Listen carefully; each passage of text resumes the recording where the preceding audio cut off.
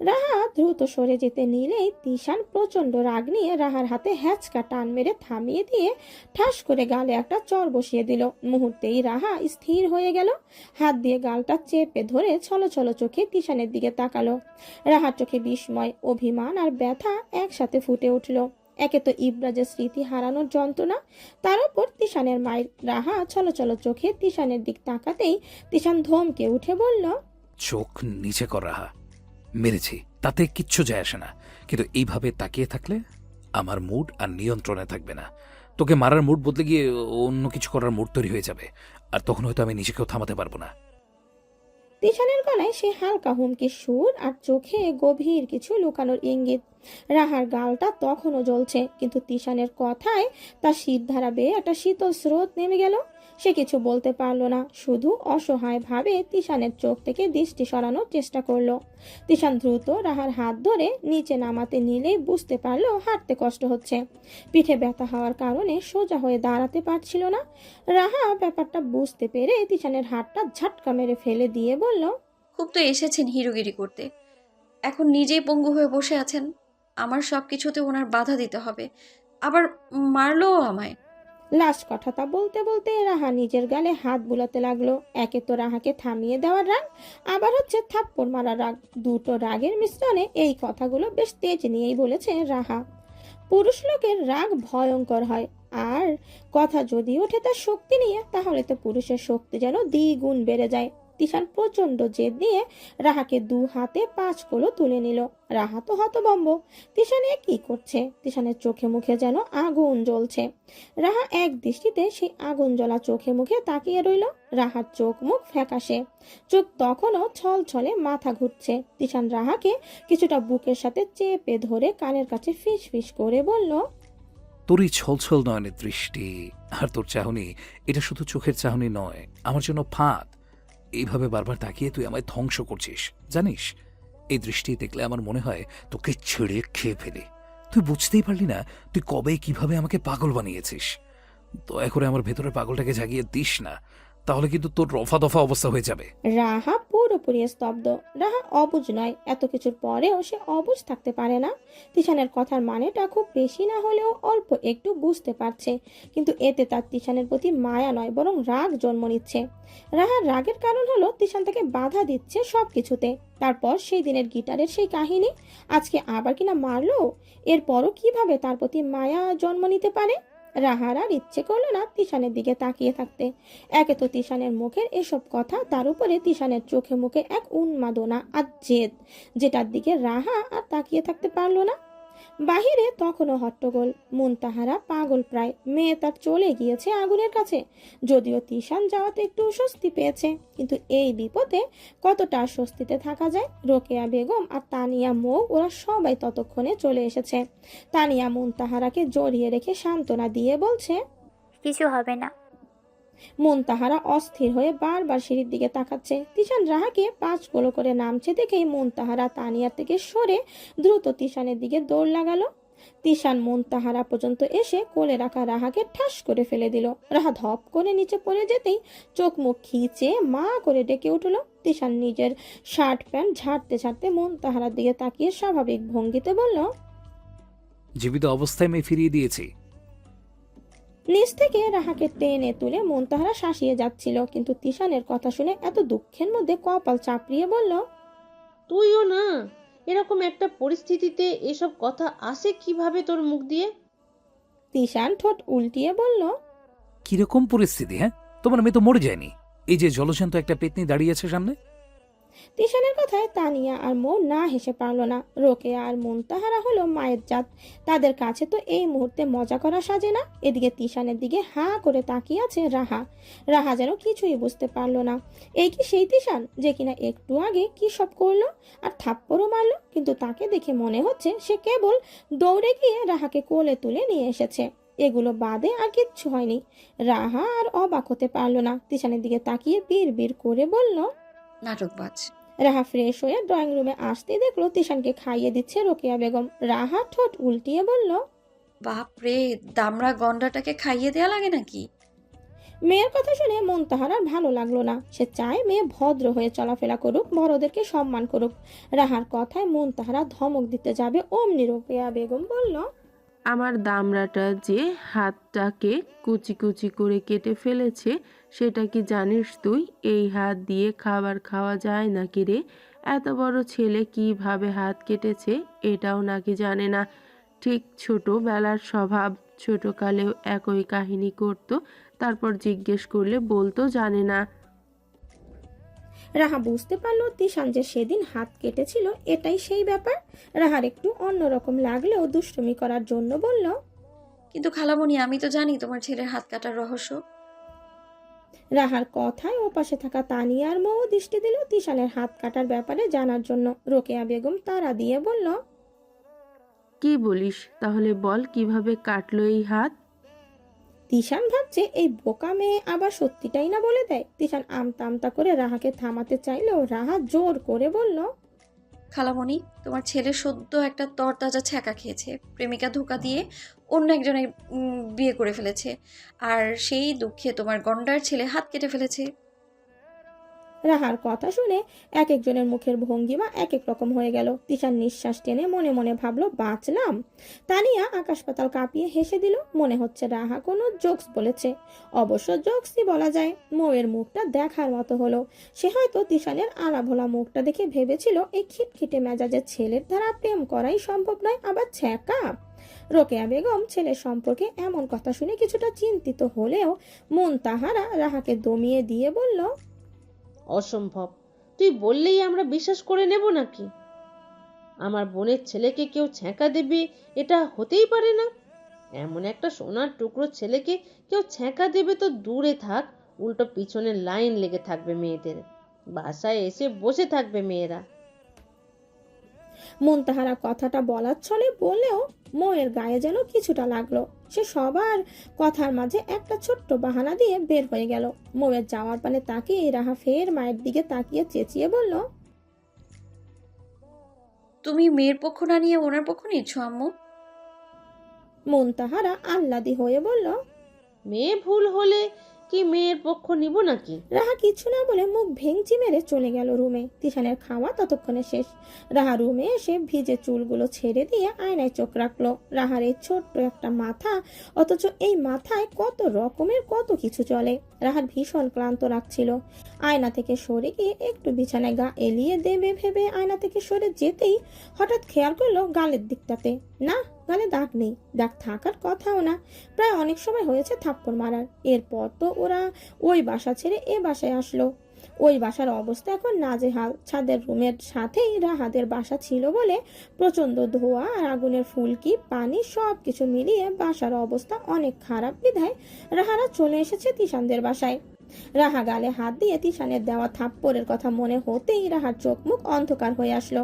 মনে মনে বিড়বিড় করে বলল, তিশান্নার বাচ্চা আমাকে মারে, কত বড় সাহস ওর! কিছু হলেই ওর মারতে কেন হবে, বেয়াদ্দপ বেটা! কথাগুলো বিড়বিড় করে রাহা আয়না থেকে সরে পেছনে তাকাতেই দেখলো তিশান। তিশানকে দেখেই রাহা আঁতকে উঠল। অনেকটা ভয় পেয়ে বুকে দুইবার থুতু দিয়ে ফের তিশানের দিকে তাকিয়ে দেখলো তিশান একেবারে রাহার নাকের ডগার কাছে এসে দাঁড়িয়ে আছে। রাহা নাক মুখ কুঁচকে বলল, শ্শ্, সরেন আপনি। কি সমস্যা আপনার? রাহার কথায় তিশান মুখ নিচু করে মুচকি হেসে বলল, আজ তো একটা সমস্যার সামনে দাঁড়িয়ে আছি, আলাদা করে আর কি সমস্যা লাগে? রাহার অনেক রাগ লাগছে এটা ভেবে যে তিশান সবার সামনে সাধু সেজে থাকে আর রাহার সামনে সে নিজের মুখোশ খোলে। তিশান একটু এগিয়ে এসে ব্যথিত কণ্ঠে বলল, তাজ, পিঠে ব্যথা হচ্ছে, একটু মালিশ করে দিবি আয়। তিশানের কথায় রাহা নাক মুখ কুঁচকে বলল, থু, আপনি না বলেন আমি নোংরা, তাহলে আবার আমার কাছে আসছেন কেন আপনি সাহায্য চাওয়ার জন্য? কথাটা বলেই রাহা তিশানের সামনে দু হাত তুলে বলল, এই যে আমার হাত নোংরা, নোংরা হাত আপনার গায়ে লাগলে ফোসকা পড়বে তো। তিশান 2 সেকেন্ড রাহার দিকে তাকিয়ে থেকে একদম রাহার সামনে আসতেই রাহা একটু সরে গেলেও তিশান পাশ কেটে টেবিলে থাকা মলমটা হাতে নিল। রাহা বুঝতে পারলো তিশান ওর দিকে আসতে চায়নি। যাক, বাঁচা গেল।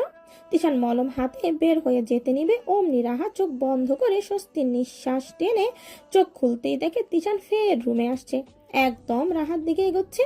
চোখে তার অন্যরকম নেশা। রাহার নিঃশ্বাস আবারও আটকে যাওয়ার উপক্রম হলো। ভয়ে গলা শুকিয়ে আসছে। তিশান রাহা পর্যন্ত এসে একটু থেমে রাহার দু হাত খপ করে নিজের হাতের মুঠোয় নিয়ে রাহার দু হাতে চুমু খেলো। রাহা তো স্থির।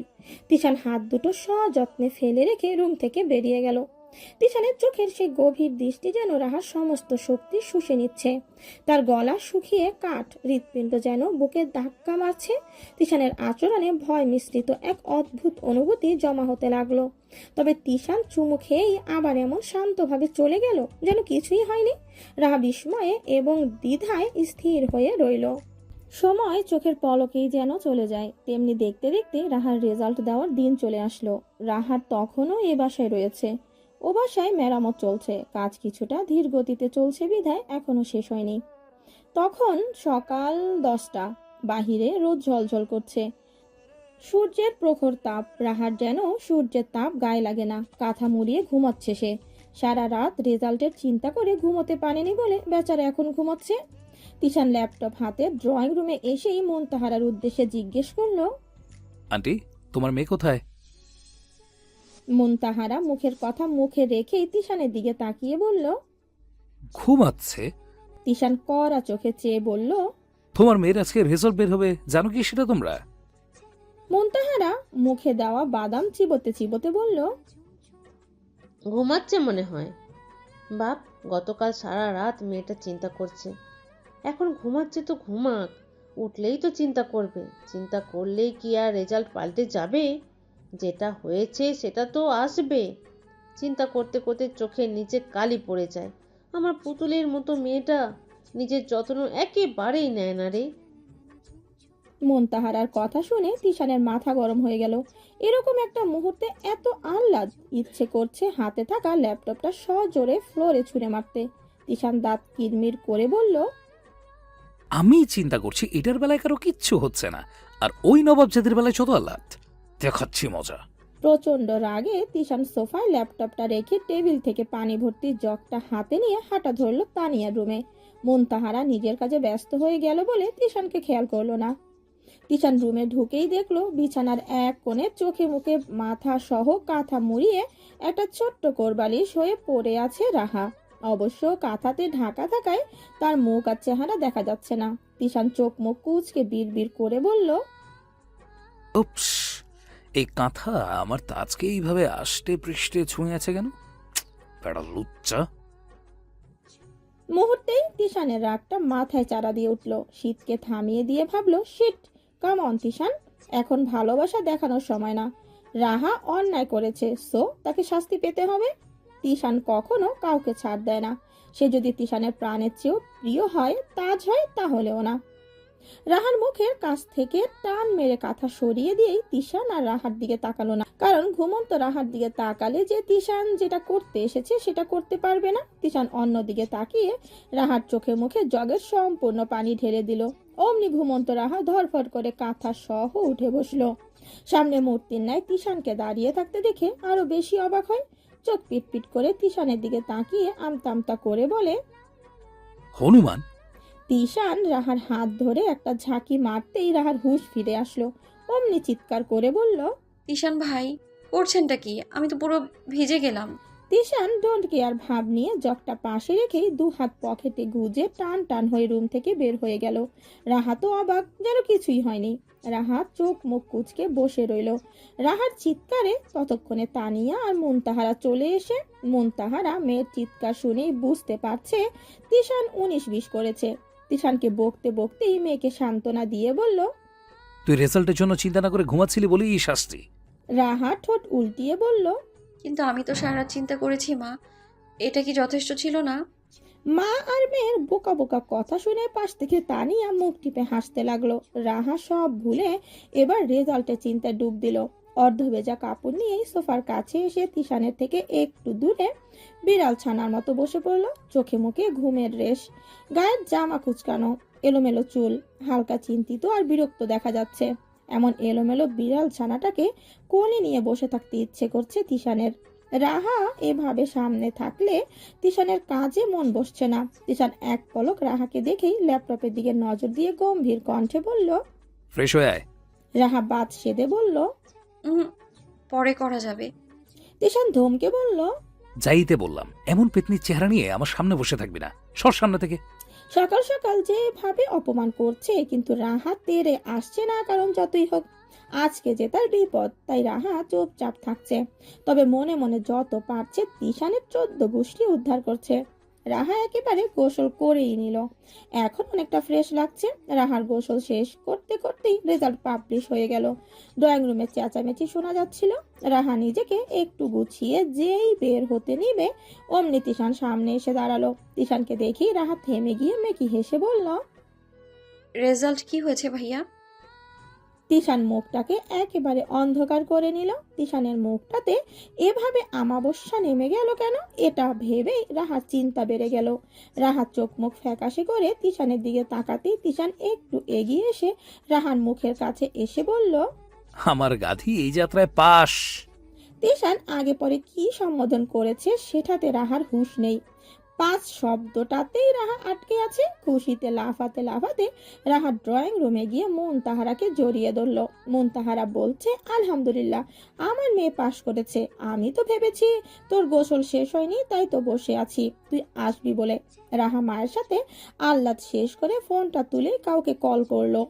ওপাশ থেকে কল রিসিভ হতে রাহা মুখে হাসি নিয়ে বলল। আব্বু, আমি পাশ করেছি। রাহার বাবা ইয়া বড় হাসি টেনে বলল। রাহা হাসতে হাসতে ড্রয়িং রুমে বসে থাকা সবার দিকে ক্যামেরাটা ঘুরিয়ে দিয়ে বলল। এরা আব্বু, এরা বলেছিল। সবাই একসাথে হেসে উঠল রাহার কথায়। প্রতিটি মানুষের মুখে হাসি। তিশান দূর থেকে এসব দেখে বড় করে নিঃশ্বাস টেনে বিড় করে বলল। এই আনন্দ আর এই হাসি খুশি ভাবটাই তো দেখতে চাই। চাই মানে চাই, যে কোনো মূল্যে আমি আমার ফ্যামিলি আর আমার তাজের মুখে হাসি দেখতে চাই। অন্যের বাসায় আমরা যতই আদরে থাকি না কেন, তাও আমরা সেখানে অতিথি মাত্র। তেমনি ভুলে যাবেন না, এই পৃথিবীতে আমরা সুখে থাকি কিংবা দুঃখে থাকি, আমরা পৃথিবীতে অতিথি হয়ে এসেছি। আমাদেরকে একদিন বিদায় নিতেই হবে আসল ঠিকানায়। বাসা মেরামত করা ঠিকঠাক মোটামুটি হয়ে এসেছে, কেবল অমনি শরীফুল ইসলাম তারা দিচ্ছেন স্ত্রী আর মেয়েকে যেন বাসায় চলে যায় অতি দ্রুত। যতই হোক অন্য কারো বাসায় এতদিন থাকাটা তিনি ভালোভাবে নিচ্ছে না, যদিও ওরা এখানে থাকাতে কারো কোনো সমস্যা হচ্ছে না। বাসায় আগুন কিভাবে লেগেছিল সেটা অবশ্য তদন্ত করা হয়েছে। ইবরাজের রুমে একটা গ্যাস সিলিন্ডার চুলা ছিল, সেটাতে কোনোভাবে গ্যাস লিক হয়ে যায়, আর অমনি সম্পূর্ণ রুম একদম আগুনে পুড়ে ছাই হয়ে যায়। রাহাদের রুমের অর্ধেক অংশ পুড়ে গিয়েছিল, বাকি অর্ধেকের যা তা অবস্থা ছিল। 4 তলা রুম বাদ করে এখন নিচতলাতে উঠেছে রাহারা। 3 তলার ভাড়াটিয়ারা চলে গিয়েছে আগুন লাগার পরেই। এরকম একটা বাসায় নাকি ওরা থাকবে না। ওদের ভাষ্য মতে এই বাসায় বদ নজর পড়েছে, যে কারণে একটার পর একটা অঘটন লেগেই আছে। মুনতাহারার অবশ্য এসব কথার মাথা ব্যথা নেই। এতদিন যাবৎ এ বাসায় থেকেছে, তাই আলাদা একটা মায়া জন্মেছে। এ বাসায় সব সুযোগ সুবিধা হয়ে গিয়েছে, তাই হুট করে পরিবর্তন করার কথায় মাথা আনেনি। রাহা বাসায় ফিরেই হাত পা ছড়িয়ে ফ্লোরে বসে পড়লো। যেমনই হোক রুমটা তো নতুন, কিছু কিছু গোছগাছ করা হয়েছে, আর বাকিটা মুনতাহারা নিজ হাতে করবে। সেদিন আগুনে রুমের অনেক কিছুই নষ্ট হয়ে গিয়েছিল। রাহা কেবল ফোনটা হাতে নিয়ে বের হয়েছিল, যে কারণে এই ফোনই তার কাছে আছে। মুনতাহারা বাসায় এসেই কাজে লেগে গেল। রাহা মায়ের সাথে কিছু করবে ভেবে উঠে দাঁড়ালো, কিন্তু এদিক সেদিক করেও যেন কোনো কাজ পেল না। মনে হচ্ছে সব কাজই তার মায়ের করার মতো, তার করার মতো কোনো কাজ নেই। রাহার হুট করেই মনে পড়লো একটু ওপর থেকে উকি মেরে আসা দরকার। উপরে নিজেদের পুরনো রুম, তারপর ছাদে ইবরাজের রুম, কে জানে আধো রুম আছে কি না সেগুলো। রাহা উপরে এসে প্রথমে নিজেদের রুমের দিকে তাকাতেই মুখটা কেমন ফ্যাকাশে হয়ে গেল। রুমের দরজা নেই, যেটা আগে ছিল, তবে এখন এটা পোড়া বাড়ির মতো হয়ে আছে। পোড়া রুম বলা যেতে পারে। রাহা নাকে কাপড় গুঁজে ভেতরে প্রবেশ করলো। দরজার দিকটা একটু বেশি পুড়েছে, একদম কয়লা হয়ে গিয়েছে। রাহা নিজের রুমে এসে চারিদিকে চোখ বুলিয়ে দেখলো কিচ্ছু নেই। রাহা ধীরে ধীরে পুরো রুমের মেঝের দিকে তাকালো। ছাই আর ধুলোর স্তূপ যেন এক অদ্ভুত ধ্বংসাবশেষের গল্প বলে যাচ্ছে। দেয়ালের পরেস্তারা ঘষে পড়ছে, আর আগুনে পুড়ে যাওয়া কাঠের গন্ধ এখনো বাতাসে ভেসে বেড়াচ্ছে। ঘরের কোণে একটা পুড়ে যাওয়া ফ্রেম পড়ে আছে, হয়তো কোনো ছবি ছিল সেখানে। রাহা সেটাকে হাতে তুলে নিয়ে দেখলো ফ্রেমের কাজ পূর্ণ চূর্ণ হয়ে গেছে। রাহা বুঝতে পারলো এটা দেয়ালের পিঠে গুজে রাখা তারই ছোট্টবেলার একটা ছবি ছিল। তারপর তার চোখ আটকে গেল রুমের এক কোণে বড় একটা ময়লার স্তূপ। মনে হচ্ছে যে লোকেরা রুমটাকে পরিষ্কার করার দায়িত্ব রয়েছে ওরা মনে হয় ময়লাগুলো সব একসাথে করেছে, হয়তো ফেলে দিবে কিছুক্ষণ পরে। ময়লাগুলোর মধ্যে প্রায় সব কিছুই আগুনে পোড়া জিনিসপত্র। রাহা পরিচিত গন্ধ শুকতে শুকতে ময়লার কাছে গিয়ে দাঁড়ালো। সরু চোখে ভালো করে ময়লাগুলোর দিকে কিচ্ছু সময় তাকিয়ে থাকার পর হঠাৎ আবিষ্কার করলো লম্বা মতো কিছু একটা দেখা যায়। দূর থেকে একটা লম্বা রড এনে ময়লাগুলো একটু নাড়িয়ে দিতে সেখানে একটা পোড়া গিটার ভেসে উঠলো রাহার চোখের সামনে। গিটারের কাঠের বেশিরভাগ অংশ পুড়ে গেছে, কিন্তু স্ট্রিংগুলো অদ্ভুতভাবে অক্ষত। রাহা অদ্ভুত চোখে অর্ধপোড়া গিটারের দিকে তাকিয়ে রইল, যেন কোনো অনুভূতি হচ্ছে না তার। কষ্টটা কেমন ফ্যাকাশে হয়ে গিয়েছে। রাহা একটা দীর্ঘশ্বাস নিয়ে উঠে দাঁড়িয়ে মনে মনে ভাবলো এমনটাই হয়তো হওয়ার ছিল। যেটা হয়েছে সেটা মেনে নিতে পারলেই বাকি জীবন সুন্দর।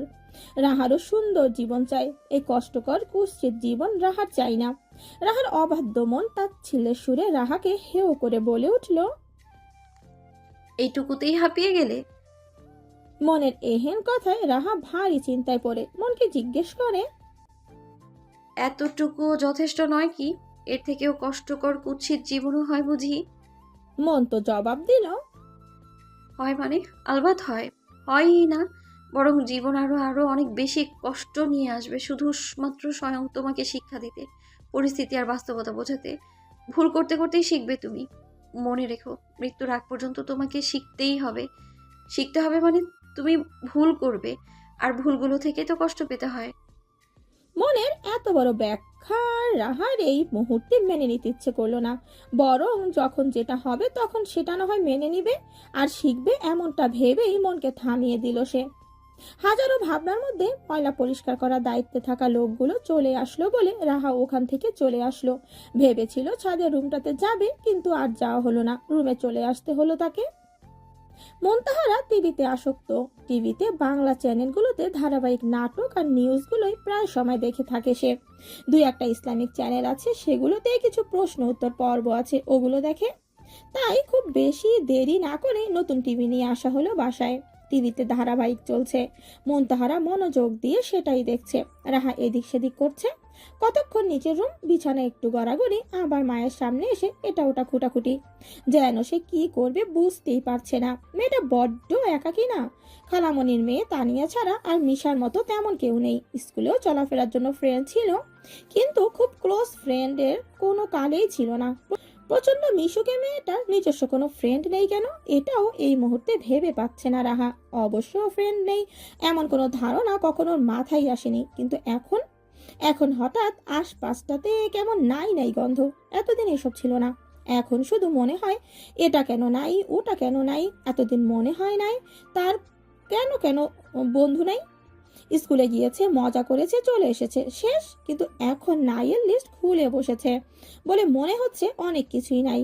যখন আমরা নাইয়ের লিস্ট নজর দেই তখন অনেক কিছুই নাই মনে হয়। তাই যতদিন এই লিস্টে নজর দেওয়া না যায় ততই সুখী থাকা যায়। সব রকম ভাবনার মধ্যেই দরজার কলিং বেল বেজে উঠল। রাহা তখন চিন্তা ভাবনার মাঝে হাত ছুঁড়ে সোফায় বসে আছে। কলিং বেল শুনে মন্তাহারা দুইবার রাহার দিকে তাকিয়েছে, ভেবেছে মেয়েটা খুলবে, কিন্তু সে যে এই দুনিয়ায় আছে কিনা সেটাই নিশ্চিত না। না পেরে মন্তাহারা নিজেই উঠে গিয়ে দরজা খুলে দিল। তিশান রুমে ঢুকেই পাঞ্জাবির হাতা গোটাতে গোটাতে সোফায় বসে একটা কুশন রাহার দিকে ছুঁড়ে মেরে রাহার উদ্দেশ্যে বলল, আসস দুনিয়ায়? রাহা আর মোড়া ভেঙে সোজা হয়ে হাত পা গুছিয়ে বসে বলল, না, কল্পনা রাজ্যে বিরাজমান ছিলাম। ডিস্টার্ব করলেন আপনি, কাবা মেহাদ্দি। বাসায় তেমন কিছু না থাকায় তিশান বাজার আর তার মায়ের দেওয়া অনেক কিছু নিয়ে এসেছে। মন্তাহারা সেগুলো নিয়ে কিচেনে ছুটলো, কিছু আবার ফ্রিজেও রাখতে হবে। রাহার কথায় তিশান নাক ফুলিয়ে চোখগুলো বের করে এনে বলল, যে কল্পনার রাজ্যে এই তিশান নেই, সেই রাজ্য আমি ধ্বংস করে দেব মেরি তাজ। রাহা বিরক্তিকর স্বরে মুখ ভেঙচি মেরে তিশানকে ব্যগ্র করতে করতে বলল, হ্যাঁ, তুই তো অবশ্যই জঙ্গলি হোস কিংবা অন্য কিছু, তবে তুই মহারানী, জঙ্গলের কিংবা আমার রাজ্যের।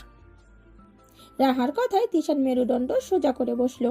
এ যেন উড়নচণ্ডী রাহা। রাহাকে আচ্ছা মতো ধোলাই দেওয়ার জন্য নিজেকে রেডি করছে। তারপর তিশান ধীর কিন্তু ধীর কণ্ঠে বলল।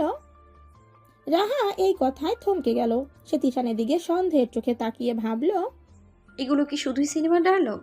শুনে তো মনে হচ্ছে কোনো সিনেমা থেকে কপি করেছে বেটা তিশান না। উপস, সে তো আবার নাটকবাজ। রাহাকে চুপ থাকতে দেখে তিশান জিজ্ঞেস করলো। কি এত ভাবছিস? রাহা আয়েশ করে বলল। ইদানিং নাটক সিনেমা বেশি দেখা হচ্ছে নাকি মিস্টার কনফিউজড?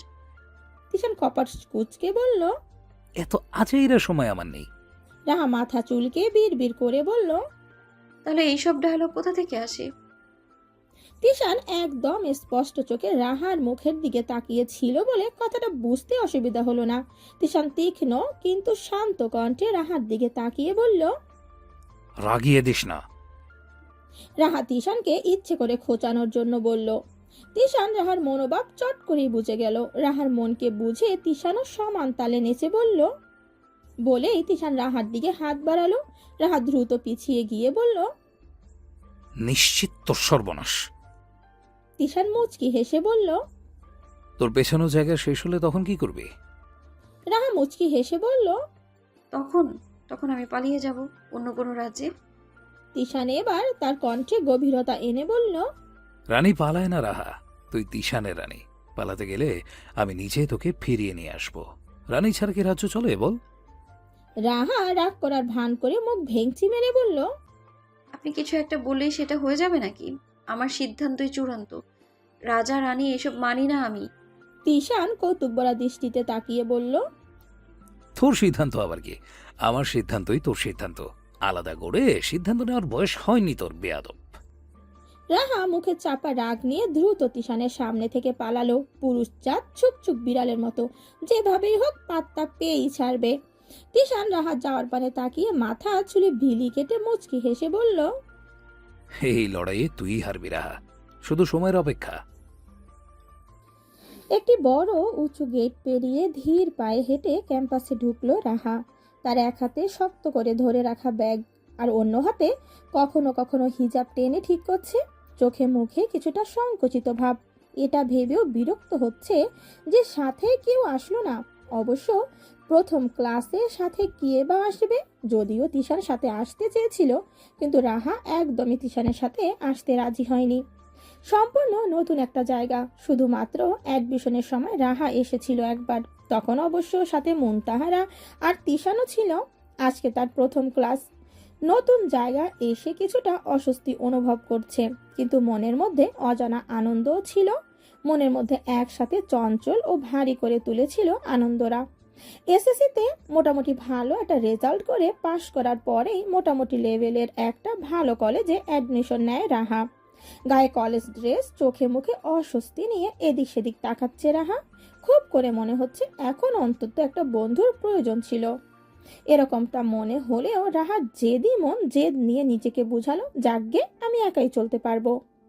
মনের ভেতর সাজ সঞ্চয় করেই রাহা হাঁটা ধরলো ক্লাসে যাওয়ার উদ্দেশ্যে।